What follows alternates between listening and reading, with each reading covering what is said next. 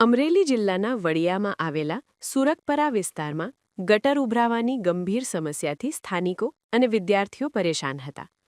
વિનાયક શાળાની બિલકુલ સામે જ ગટરના ગંદા પાણી ફરી વળતા માસૂમ બાળકો અને રાહદારીઓએ આ દુર્ગંધયુક્ત પાણીમાંથી પસાર થવા મજબૂર બનવું પડે છે. સરપંચને વારંવાર લેખિત અને મૌખિક રજૂઆતો કરવા છતાં તંત્ર ઘોર નિદ્રામાં હોય તેમ કોઈ જ નક્કર કાર્યવાહી કરવામાં આવી નથી.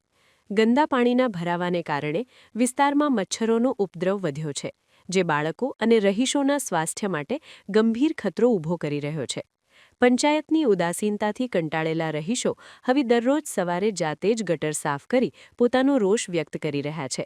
ગ્રામજનોએ આખરી અલ્ટિમેટમ આપતા જણાવ્યું છે કે જો 30 દિવસમાં આ પ્રશ્નનું નિરાકરણ નહીં આવે તો તેઓ ગાંધી ચિંધ્યા માર્ગે ઉગ્ર આંદોલન છેડશે. વિક્રમભાઈ ભાઈભાઈ આહિર અવારનવાર આ ગટર ઉભરાય છે અને આપણે લેખિત મૌખિક રજૂઆત કરેલી છે, તો આનો કંઈ ઉકેલ છે નહીં. બાજુમાં બે સામે સ્કૂલું છે, SBI બેંક છે, પછી વાડી છે આગળ સોરઠિયાવાડી.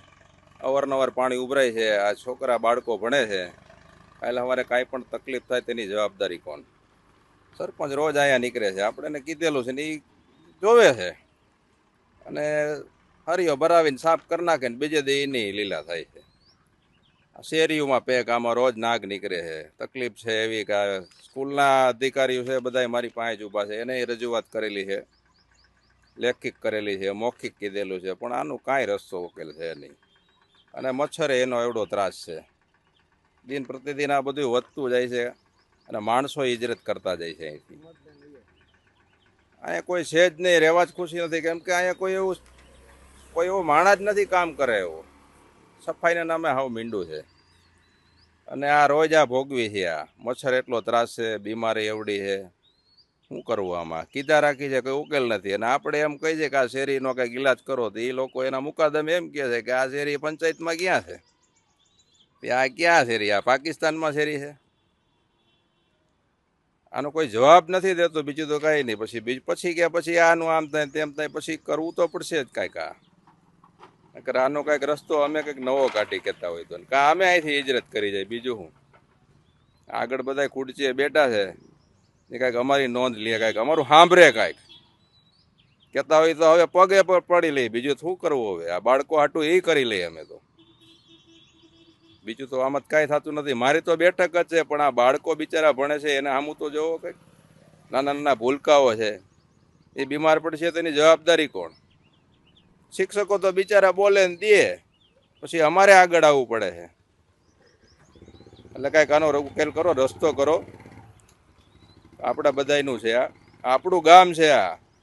અહીંયા કાંઈ એવું પક્ષાપક્ષીની ન હોય, આપણે એક થઈને કામ કરવાનું છે. ભાજપ, કોંગ્રેસ, આપ જે હોય, પણ ટાણે આપણે એક થઈને કામ કરવાનું છે. પાછી આંગળીઓ ભેગી છે ને તો તાકાત થાય. અલગ અલગ રીતે કાંઈ નહીં થાય. આમાં એવું નથી રાખવાનું ઓલો આમ. આપણે એકતા થઈને ચોખ્ખાઈ રાખો. સ્વચ્છતા અભિયાન. શું સ્વચ્છતા અભિયાન? આ સ્વચ્છતા અભિયાન છે? આ રોજ ઉઠીને મારે ગટર સાફ કરવી પડે છે. આ 25-30 વર્ષ હું ગટર સાફ કરું છું. હું પંચાયતનો કાંઈ સભ્ય છું, નોકરી કરું છું, એમાં મને પગાર આપે છે.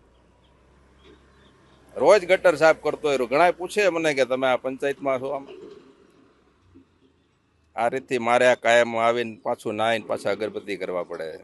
નાહી ધોઈને આવ્યા હોય ને મારા ગટરને લીલા કરવાની. સરપંચને કીધેલું છે, આપણે અરજી આપેલી છે, આનો કોઈ ઉકેલ છે નહીં. જય હિન્દ, જય ભારત.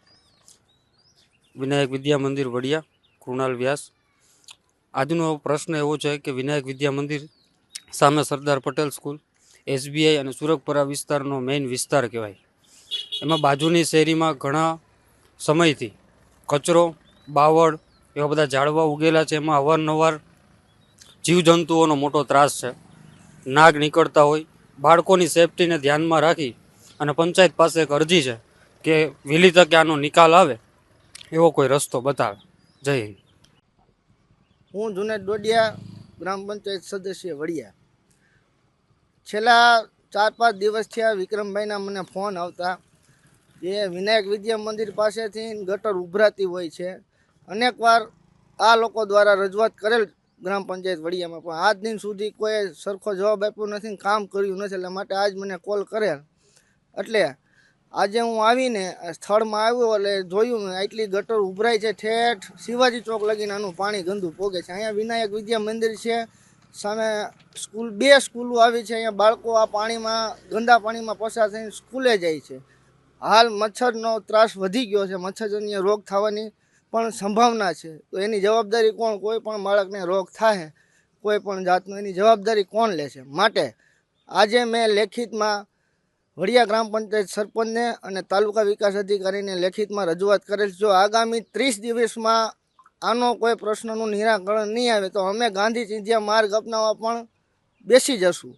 માટે સોશિયલ મીડિયાના માધ્યમથી અને પત્રના માધ્યમથી ગ્રામ પંચાયત વડિયાને હું જણાવવા માગું છું, આગામી 30 દિવસમાં આ કામ નહીં થાય તો અમે ગાંધી ચિંધ્યાનો માર્ગ પણ અપનાવશું.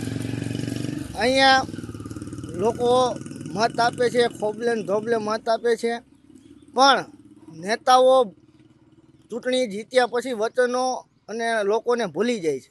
એવી હાલની પરિસ્થિતિ છે. લોકો જ્યારે ચૂંટણી આવે છે, નેતાઓ પગે પડે છે, હાથે પડે છે, પણ કામમાં કાંઈ કરતા નથી. 5 વર્ષ કોઈ દેખાતું નથી. માટે આમ જનતા દ્વારા એટલી જ નમ્ર અપીલ છે કે આવતી સ્થાનિક સ્વરાજની ચૂંટણીમાં જો આ કામ નહીં થાય તો મતમાં કેવરાવશે. જય હિન્દ, જય ભારત.